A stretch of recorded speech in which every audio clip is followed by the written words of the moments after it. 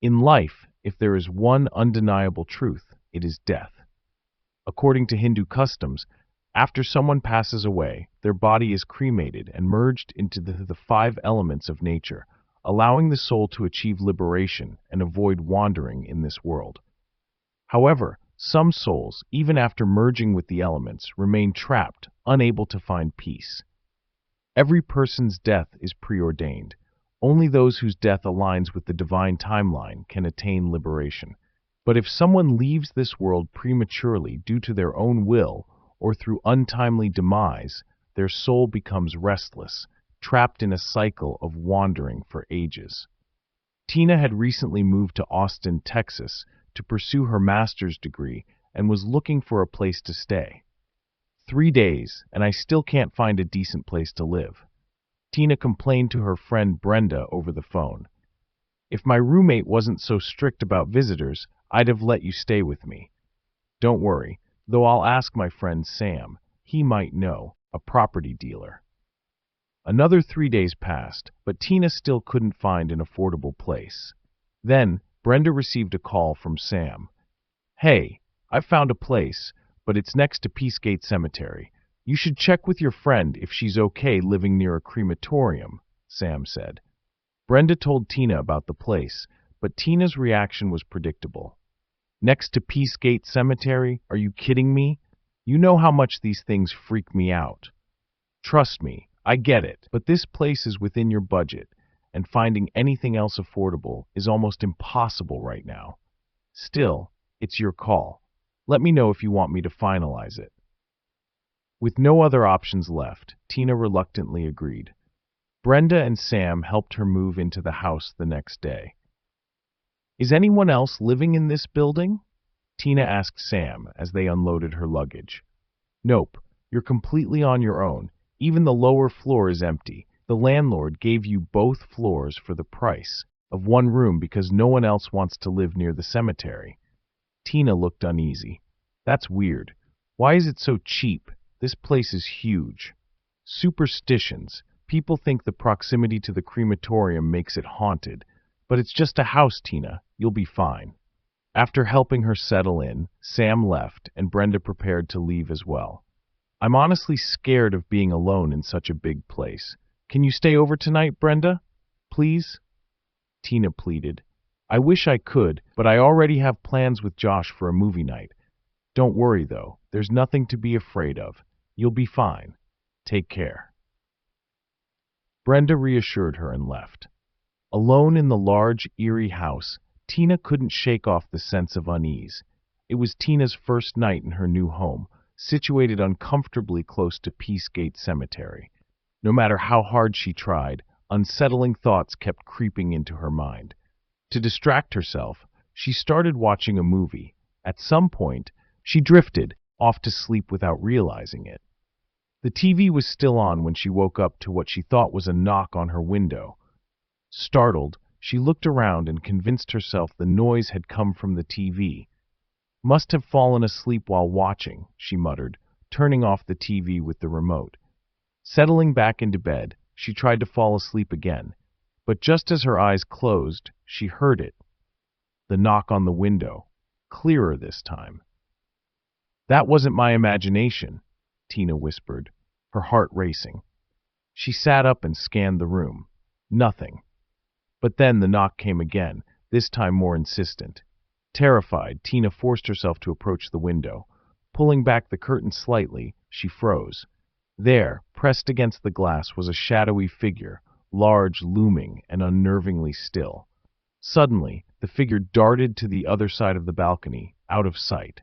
The sound of knocking now echoed from the other side of the house, accompanied by what sounded like soft, muffled laughter. Tina's knees went weak. She couldn't bring herself to pull back the other curtain to see what was there. No, I can't. I'll stay in here. I won't go out, she muttered to herself, frantically checking that the room's door was locked. She grabbed her phone and quickly played a spiritual hymn at full volume, hoping it would provide some comfort. Summoning all her courage, she checked the windows and found them all locked.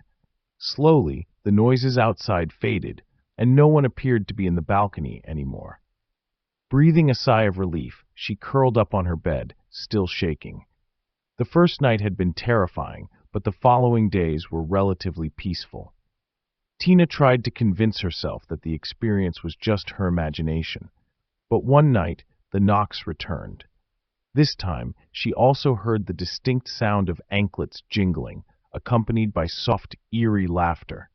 The sound grew louder and louder, echoing from the balcony. Tina played the hymn again, and gathering her courage, peeked through the curtains. There was no one there.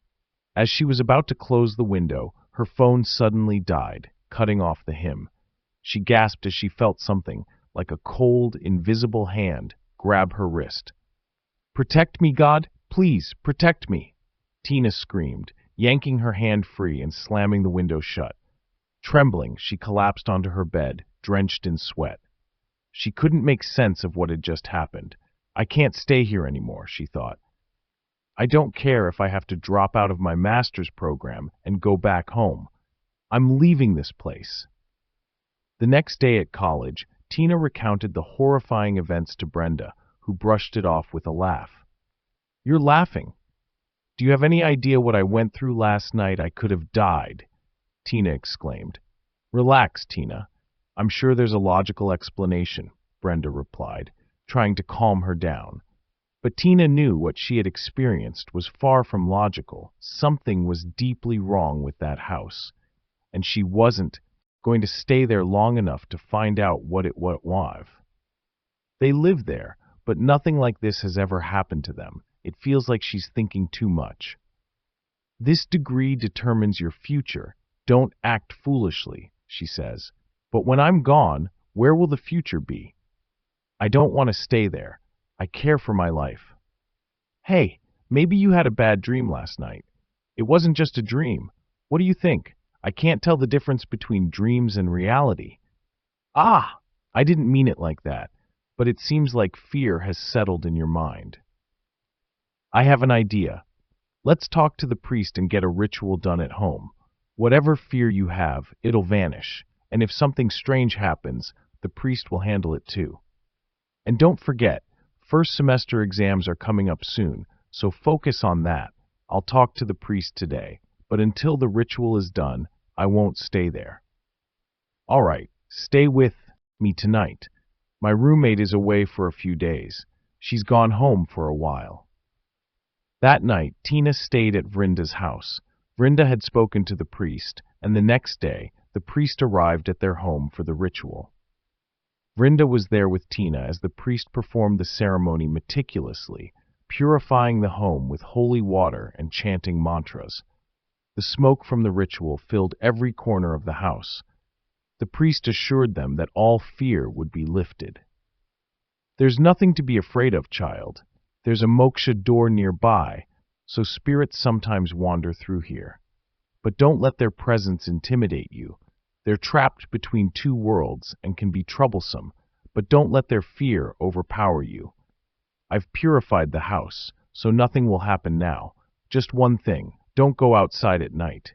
Don't go to the balcony or the roof." "I will be careful, thank you, priest." As the priest left, Tina felt a sense of calm. Ever since the ritual, there had been no strange noises at the window, no shadowy figures or eerie whispers. It seemed like everything had returned to normal. But little did she know, she had forgotten something important. The moksha door was still there, and spirits still roamed the area at night. Days passed, and as New Year's approached, everyone began discussing their plans. "Have you guys planned a party? I know my roommate, she won't let us have a party at the flat, and my landlord doesn't like noise either, so forget about hosting one here," Tina said. "Yeah, and my place already has the boys planning their own party. I'm not bringing you girls there," said her friend. "And I don't have space at my place either. But you, Tina, live alone, right? We could host the party at your place. No one will disturb us. I didn't want to suggest it because of the whole moksha door situation," Tina replied, "but if you're okay with it, we can do it there." So, the plan was made. Everyone decided to host the New Year's party at Tina's house. 2 days later, on December 21st, Tina's landlord came by with some workers to touch up the paint in the house. The old paint was starting to peel, and they were fixing it up, but there was something unsettling in the air as they worked. The familiar sense of calm from the ritual seemed to fade, and the house felt different. Tina couldn't quite put her finger on it.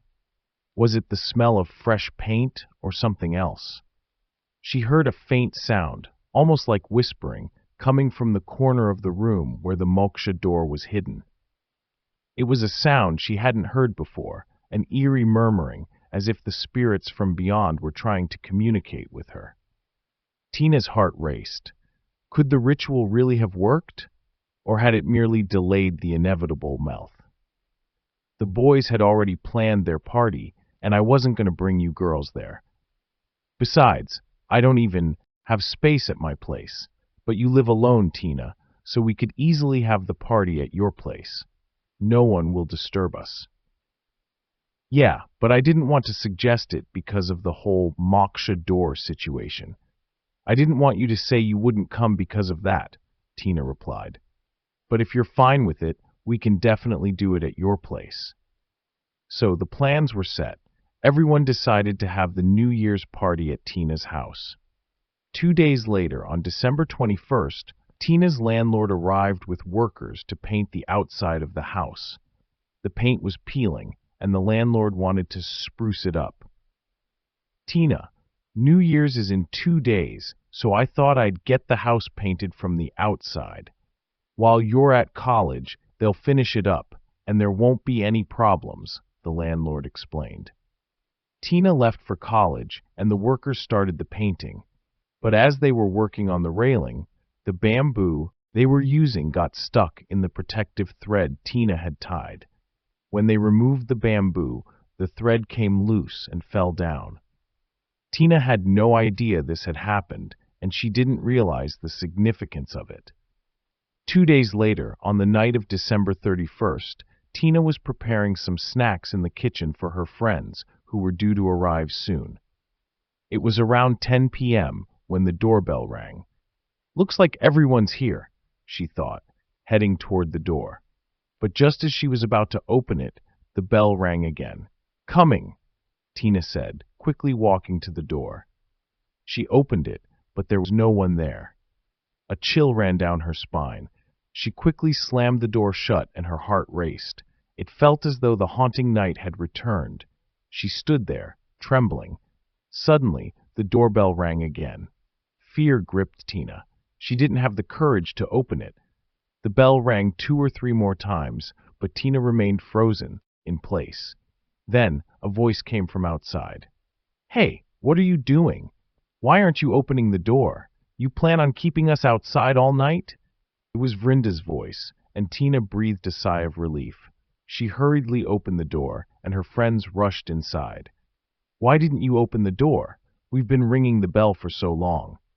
Oh, I was in the washroom. Took me some time, Tina explained, trying to act normal. Let me get some coffee for you guys.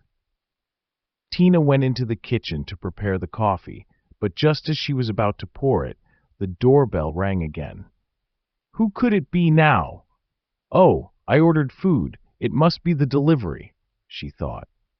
She handed the coffee to her friends and went downstairs to open the door. But when she opened it, her heart skipped a beat. Standing in front of her were the same 4 friends who had just entered the house. Her mind went blank, and her body froze. These were the same people she had just taken upstairs. So who were the people upstairs with her now? Tina's body broke out in a cold sweat despite the freezing winter air. She couldn't believe what she was seeing. Why are you standing there like that? One of her friends asked. Are you seeing a ghost or something? Come on, let us in. It's freezing out here. Tina was so terrified that her legs were shaking as she led them upstairs. Her mind kept racing. If these people are here with me, then who's upstairs? And if they are my friends, then who are the ones I just served coffee to? Guys, please subscribe our channel. Thanks for watching.